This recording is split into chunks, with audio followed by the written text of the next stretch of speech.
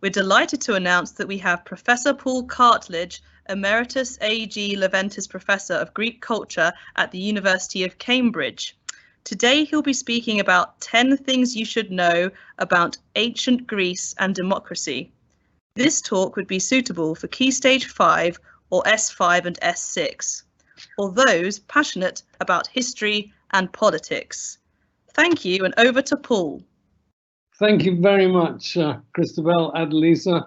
Hello, everybody. I wish I could speak to you really, but this is as good as we can get. So I hope you'll enjoy the next 25, 30 minutes with me. Democracy, a buzzword, one of those terribly important things that we think that we should live our lives in accordance with. But on the other hand, something that's actually very hard to define and something that's even harder to put into practice. So what I'm going to try to do with you in this short talk is mainly two things.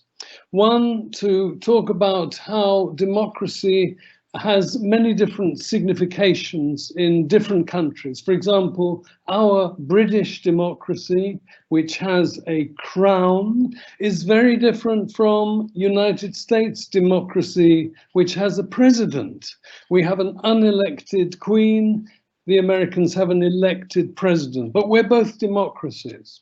On the other hand, and really this is the most important point about this talk today, because I am a historian of ancient Greece rather than a historian of contemporary democracy, the important thing to remember is that the ancients, the ancient Greeks, did democracy very, very differently from all of us today, whether American or British, in one key respect, that they practiced what we call direct democracy.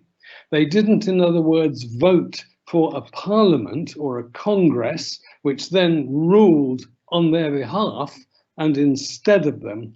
The ancient Greeks were their own rulers. They ruled. They didn't choose representatives. So we distinguish, broadly speaking, between representative democracy, that's the sort that we have today, and it goes back no further than the 17th century, very earliest.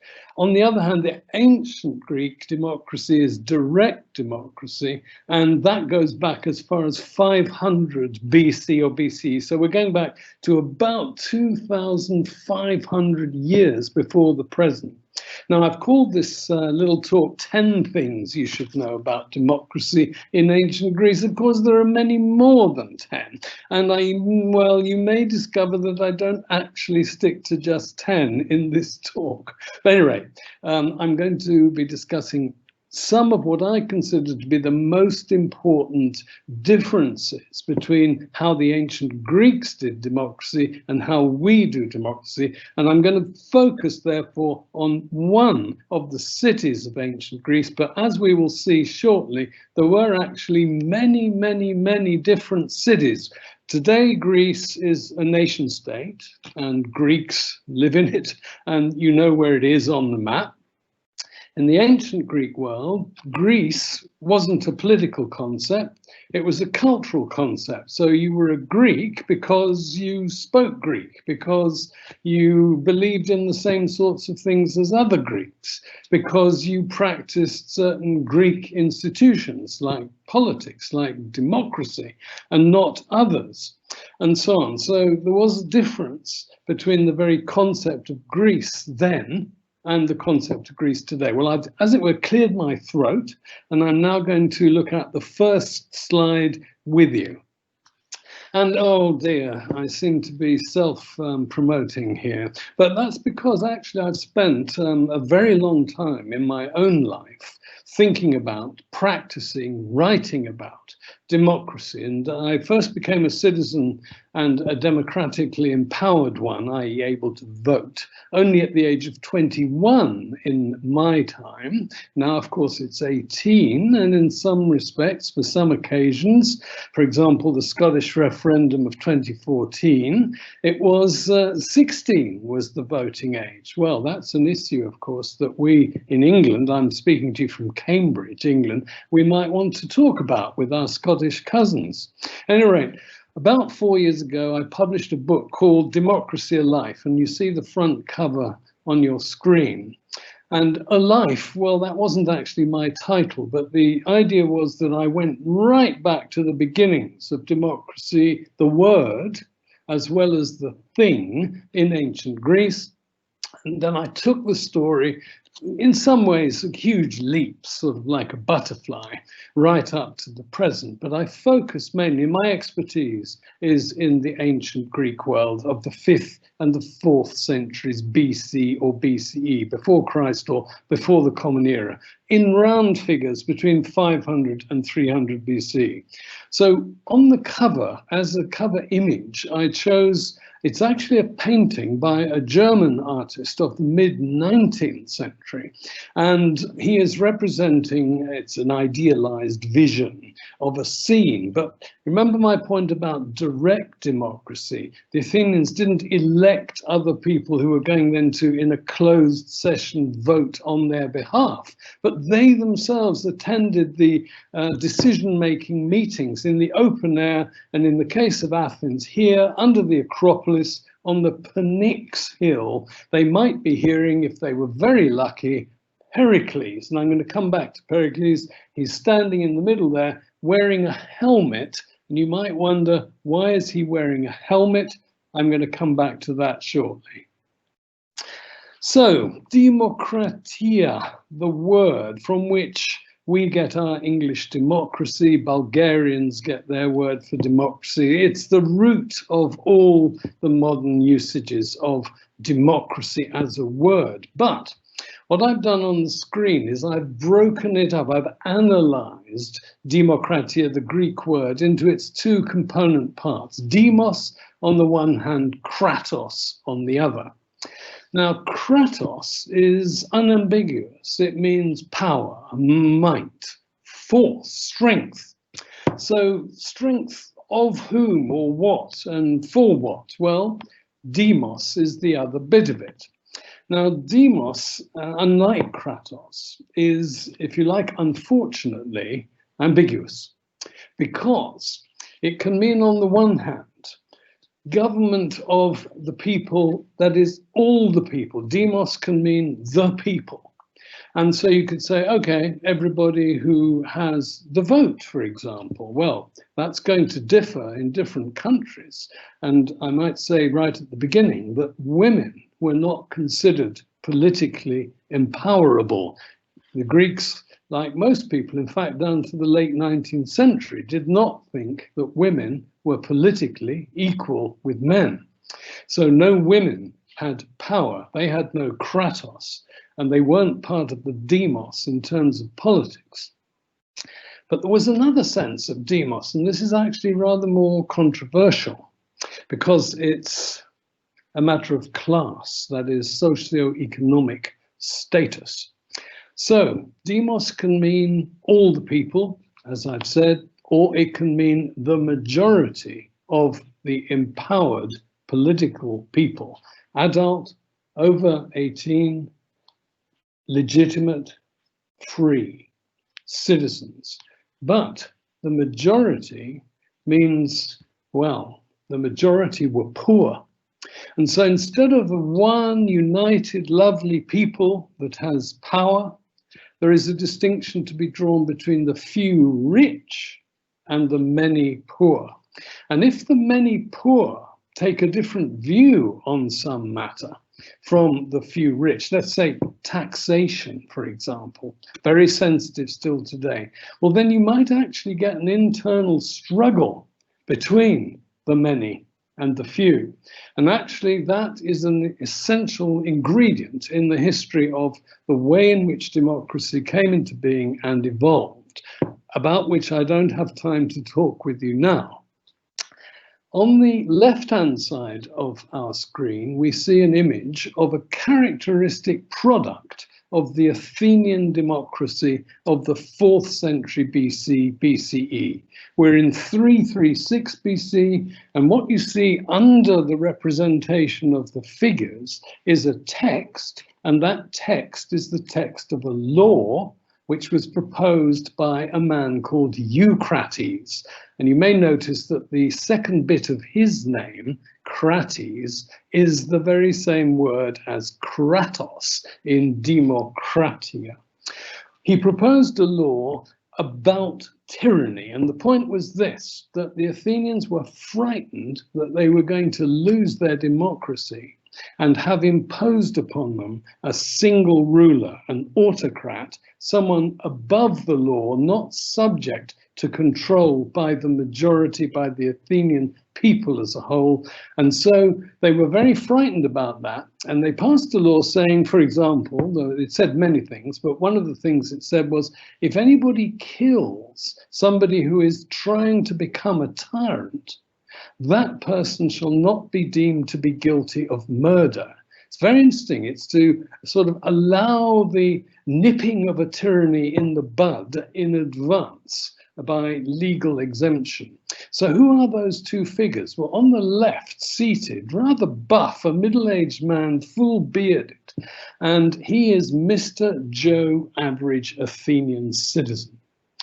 Next to him, bigger than him, towering over him and crowning him as if he's a successful athlete, is a goddess. And that goddess is the very word you see on the right of your screen, Democratia. She is democracy embodied, enshrined, an object of worship. The Greeks did not divide religion and politics sharply in the way that we at any rate try to, and they worshipped as their principal patron goddess Athena, but they also worshipped many, many other gods and goddesses, including this abstraction, Democratia.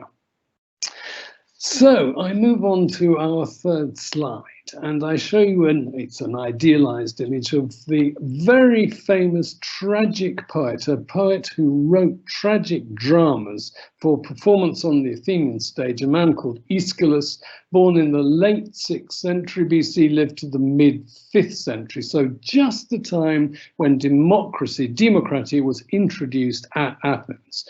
Now, why am I talking about a playwright? Do we think that politics and theatre are on the same plane? Do they go together today? Well, some playwrights, Tom Stoppard, James Graham, are political playwrights, but they're not, as it were, doing politics when they write a play and have their plays performed. That's somewhat separate from what we would consider to be normal politics. But for the ancient Athenians, going to the theatre was a political act. Well, one of the plays that's ascribed to Aeschylus is a play about Prometheus. Prometheus was a god, and he was a very old god, and he got into trouble because he rose up in rebellion against another god called Zeus. And Zeus did not like the thought that his rule over all the gods should be challenged by this Prometheus guy. At any rate, Prometheus was duly dealt with and indeed punished, but because he was a god, he couldn't be killed because he was immortal. So he was condemned to be chained up and nailed to a rock in what is now the Caucasus, right at the east end of the Black Sea today. And he was there tortured, really, partly by being hungry, of course, and being out exposed the whole time. But the worst thing of all was overnight, every night, an eagle, the king of the birds, came and ate Prometheus's liver. However, through the night, because Prometheus was immortal, his liver grew back, and so the eagle ate it again the next day. Anyway, you get the point. Eternal punishment for rebellion against a very autocratic ruler. Well, in the play, Aeschylus writes about Prometheus bound, Prometheus in chains. The very first words are uttered by one of Zeus's henchmen, his enforcers, if you like. And that enforcer is called Kratos. And you'll remember Kratos means power, strength, force, might, very appropriately named, except if you add Kratos to Demos, you get something good, democracy. If you add Kratos to Zeus's power, you get a sort of tyranny. So The point is to alert you to the fact that Greeks, when they saw a play which involved some of the most basic concepts of their politics, they weren't going along to be cheered up. They were going along to explore the roots of their political system. So I've used so far many, many words of ultimately Greek or Latin derivation. And I'll just quickly go through the ones I put on the screen, and you will be very quickly able probably to add at least a couple. I'll suggest a couple that I've left out, but I could have added.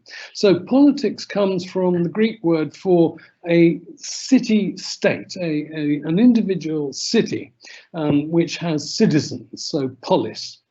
Anarchy means no rule. The archy bit means rule, an means not, so it's not rule. Anarchy is the absence of regulated political action. Aristocracy, that's the same crassy in democracy, but aristo means best. So instead of it being power of the people, all the people, it's power just of the best men. And the best men, the aristocrats, thought they were best because they were better born, better educated, they were richer, they were smarter, they were more beautiful. Well, if you were a Democrat, you actually weren't that keen on such a distinction. Monarchy, again, archy, but monos means alone, single, so that's rule by one man. Tyranny, not a Greek word originally, like democracy for us, tyranny is a loan word from another language, and it means absolute power based on force, not on political power in the normal way in which politics is done. It's just, let me say in Latin, it's the equivalent of dictator, which I could have added under the Latin section at the bottom. Oligarchy, you may have come across that word sometimes. For example, we refer to Russian oligarchs. Well, what it means is somebody who is very, very rich. An oligarchy is the rule of the seriously rich. Literally the few, but the very, very rich are very few. Plutocracy, again, crassy, the power bit. What's the Pluto bit? That's wealth. So it's ruled by it's an alternative word for oligarchy. I'm not going to go through the Latin ones, we haven't got the time, but I am going to just mention that I could have given two other examples of Greek or Latin derived political words in English. One is kleptocracy. I don't know if you've come across that one. A kleptes is a thief. So it's power to those who are stealing from the public purse or somehow taking away from the common good. And the Latin one, well, sadly, it's referendum. Now, the reason referendum is particularly salient is that referendums are direct democracy. So what we had in 2016, the Brexit referendum, what they had in Scotland in 2014, the independence referendum, they were one citizen, one vote on a major issue of absolutely fundamental political identity in both cases. But that's not how we normally do politics, because we normally do it in a representative way. I move on. I mentioned that the Greeks did not have Greece in the way that there's a single nation state of Greece today. The red markings on your map indicate to you very schematically where Greeks lived. And if I tell you there were about 1,000 separate Greek communities, cities, they all originated in the Aegean basin, that's at the far eastern end of the Mediterranean. They then moved around the Mediterranean, firstly to the west, they went to Italy, South Italy and Sicily, then they went up north to the Black Sea, then they went ever further west until they eventually reached Spain and southern France.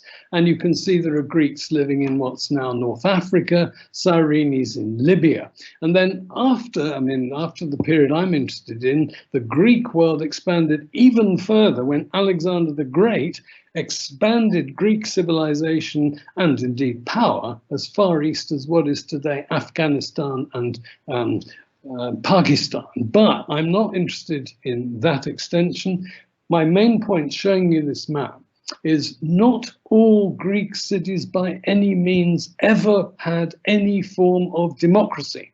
It's important to remember that though the Greeks invented democracy, it wasn't all Greeks who invented their form of democracy, but only some. And the most important one you can perhaps just about pick out is Athens in what is today still mainland Greece. So I move on. Now, I mentioned Pericles before on the cover of my book. Here he is again wearing this helmet. Well, why was that? Well, there is a source which says he was embarrassed about the shape of his head. It was sort of ungainly and it looked a bit like a large onion. And that he wore a helmet when he had, as it were, his picture taken. And of course, they didn't have photography, but when a sculptor sculpted him, the original was bronze. This is a marble copy. Pericles said, "Please sculpt me with my helmet on." On the one hand, it disguises his head. On the other hand, it makes the point, when you're a leading politician in the Athenian democracy, you also have to be a leading general. So you have to be, as it were, Napoleon, as well as Wellington. Wellington was, of course, a parliamentarian, as well as a leading general. On the left, but really he was on the right as we speak today, he was right wing, is Plato. And Plato really did not think that ordinary people were qualified to do politics, let alone democratic politics. So what he disliked most was that the majority, who were poor and therefore probably ill-educated, maybe not that smart, they weren't of very firm opinions, they weren't well informed, and still, if they got together and agreed on something, they formed the majority because most Athenians were poor. They then voted, that was the law. Well, Plato thought that was mob rule. He thought it was really bad. And I'm going to come back right at the end to mob rule, but I must move on. So how do we know about the origins of democracy in Athens? How do we know about how democracy developed in the ancient Greek world? Well, we need a historian. And I wouldn't be speaking to you if it was not for this guy that you see on the screen. And you say to me, which guy? There are two guys there. Well, you're right. On the right-hand side, Herodotus. The figure joined to him at the head on the left is Thucydides, his successor.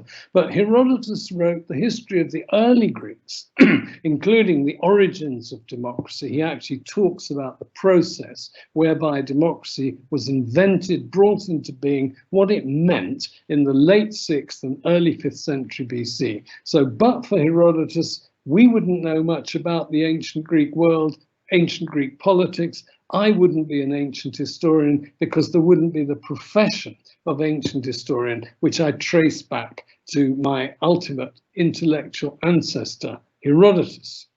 Well, now, one of the people he wrote about was King Darius of Persia, and the relevance of that is that it was the Persians who tried to invade Greece, massive amphibious land and sea invasion, 480 BC. They tried to snuff out Greek independence and therefore Greek democracy. And the man who was, if you like, the second founder of the Persian Empire, this huge operation that covered most of Asia, as far east as Afghanistan, Pakistan, all of Asia up to the Aegean, based in Iran, the Persian Empire. Well, Darius reigned from about 520 to the mid-480s BC, and it was he who launched the expedition which culminated in the famous Battle of Marathon, which the Athenians won in 490. We have the marathon race because of that Battle of Marathon.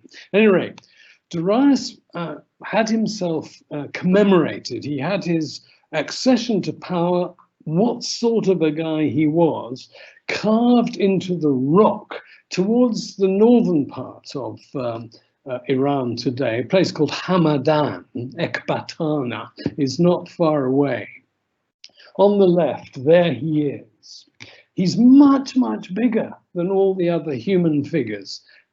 and he's standing on one of them.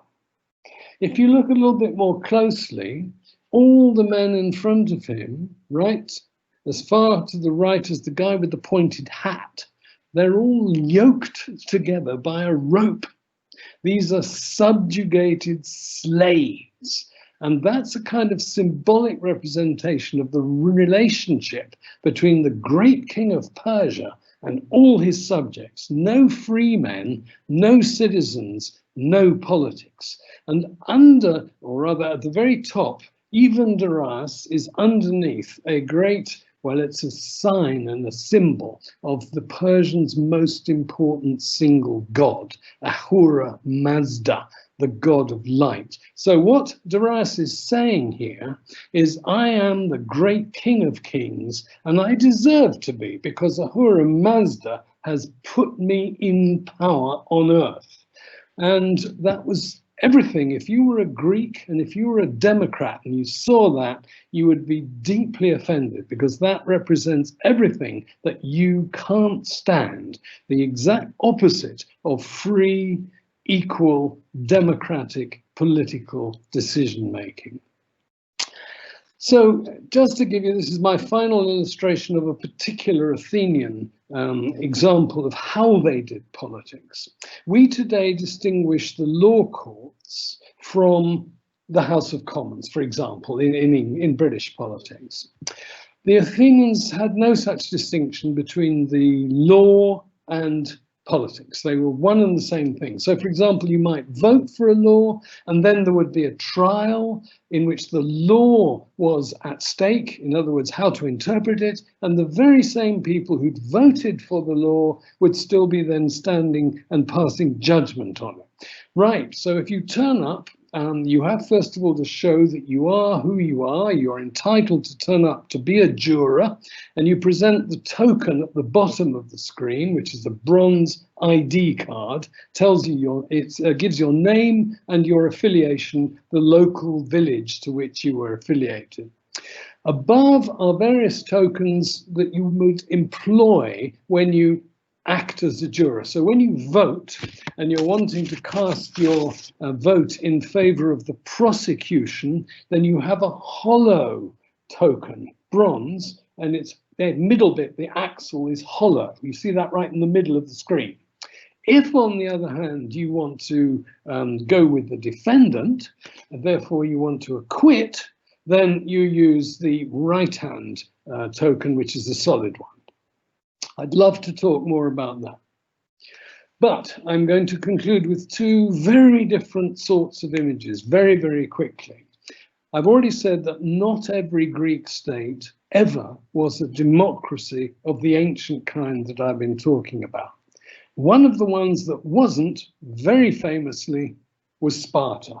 And this illustration, this inscription, couldn't say that more clearly if it tried. And what it is, it's a victory dedication by a Spartan woman, a princess, who had just won a victory at the Olympic Games, owning, but not driving, a chariot of swift-footed horses, as she says. Well, the thing that would get up the nose of an Athenian Democrat is the first line. Kings of Sparta are my father and brothers. So she had a brother, a half-brother, and a father were kings of Sparta. Athens thought kings were a very bad thing. And I end with another sort of king.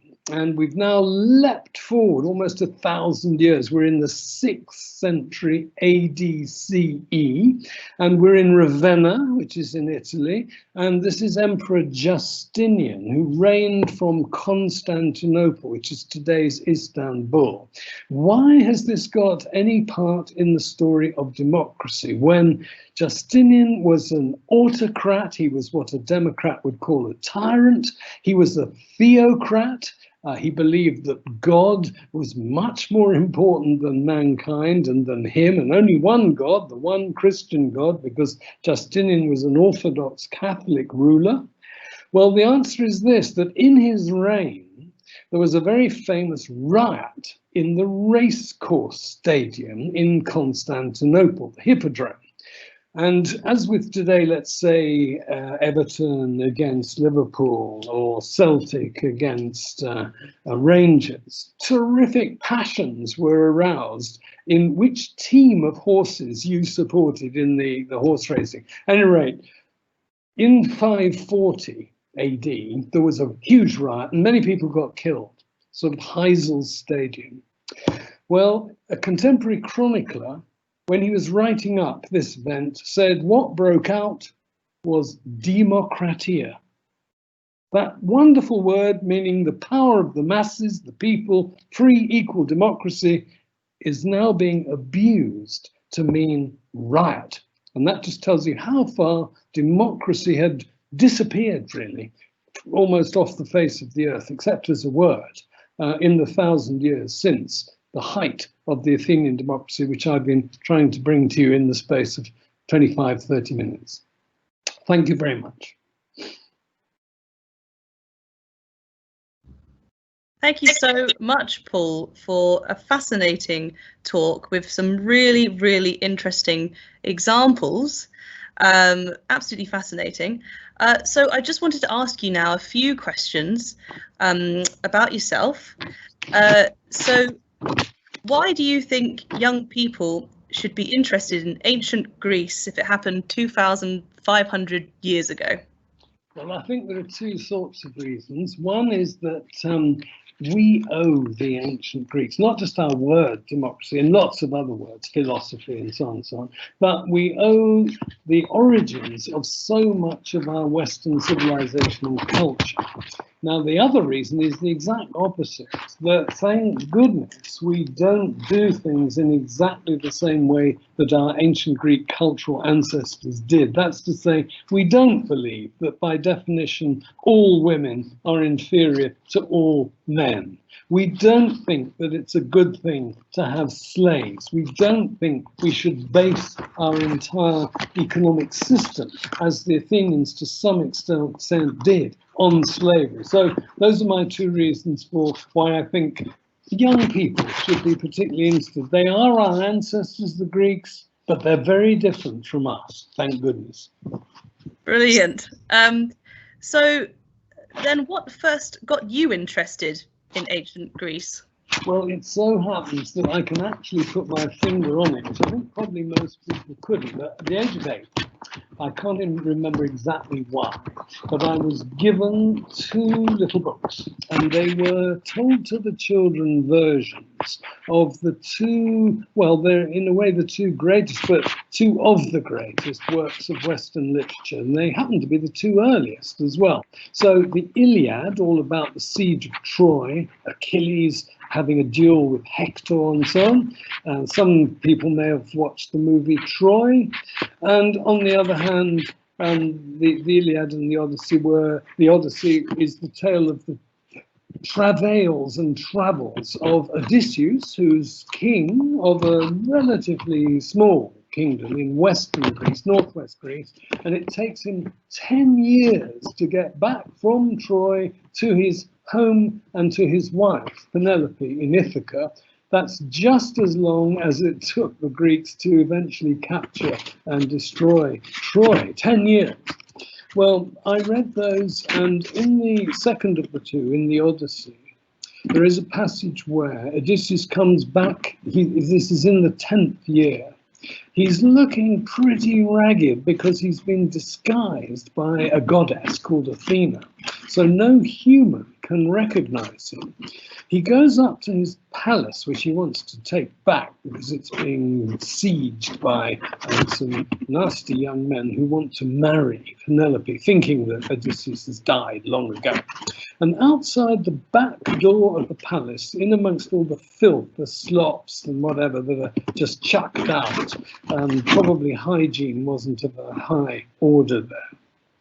There's a dog, and the dog was once, and now it is 20 years ago, the fastest of Odysseus' hunting pack of hounds. And Odysseus recognizes him and the dog recognizes Odysseus despite his disguise, but is so excited, so overwhelmed, that the verse goes something like, his great heart within him swelled, and he died, and he rolled over. And I just howled. I was 8 years old. I was terribly upset, but it fixed that reading and that fascination with the ancient Greeks in my mind. That's really interesting how at such a young age you were hooked by the very interesting and creative stories of ancient Greece. Just wanted to check, Paul, if you have something in front of your microphone, please do remove it, as there's some slight interference with your audio. But thirdly, how can a young person get into your chosen profession? What would you recommend them reading or studying? Well, it's very important, I think, early on. You may have noticed I started from what could be called a myth. And a myth in ancient Greek simply means a story, a traditional tale, something that, first of all, captures the imagination of an audience, and then it gets handed down, it becomes traditional. So there's no better way of getting into what the Greeks found exciting and interesting than by looking at, for example, very recently, Stephen Fry has done a version of a series of ancient Greek myths. And of course, it's accompanied by an audio book, and there are all sorts of ancillary aids which you can go into online. But that would be just a simple recommendation that even if you're not actually studying Latin or Greek, though more and more people are able to do that through a charity that I'm involved with called the Read Classics for All, and you can through that get access to some sort of classical civilization at school, with a view, I hope, to wanting to go on to study the languages, because I think you, in order to really get to understand the mentality, how the ancient Greeks and the ancient Romans ticked, what made them tick, I think you need to know at least a minimum of Greek and Latin. Excellent. So starting with the myths and then working your way up to learning ancient Greek and Latin. So you mentioned that the voting age in England is 18 and it was 16 for the Scottish referendum. How can young people in secondary school take part in democracy now? I'm not myself a huge fan of political parties. I can see why they came into being and why we have them, and they organise things, but I doubt that anybody actually signs up to every single item in any party's manifesto. Nevertheless, having said that, I would go on to say, clearly one way of getting involved is to join a party or to take part in some sort of party political activity at election time, either by having, as it were, an imaginary debate in your school, or by actually leafleting. I mean, this I'm talking about the old days before coronavirus hit us. And there are, of course, now, and we're going to come back to this in another connection, online resources that are absolutely fascinating.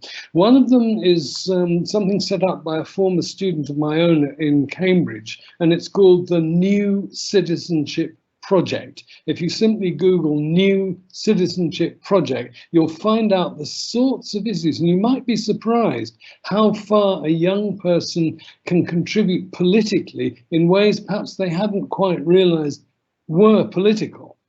Then this is now much more narrowly political. There are two other websites that I would refer them to: Youth Politics UK, Youth Politics UK, and UK Youth Parliament. And the last one, as its name suggests, invites you to actually take part. And of course, taking part online doesn't mean normally speaking as I'm speaking now, though I suppose it could do. It normally means asking you to click on whether you like some sort of policy or whether you dislike it, whether you approve, disapprove, or what you would prefer as that sort of discussion of major issues: defence, health, which is now, of course, #1, economy, education. These are absolutely fundamental, and you can get into them virtually online. Thank you so much for those links, Paul. And lastly, as you mentioned, just wanted to ask, how do you think technology has affected democracy? This is rather like my answer to your first question. On the one hand, on the other hand, one hand for the good, on the other hand for the bad.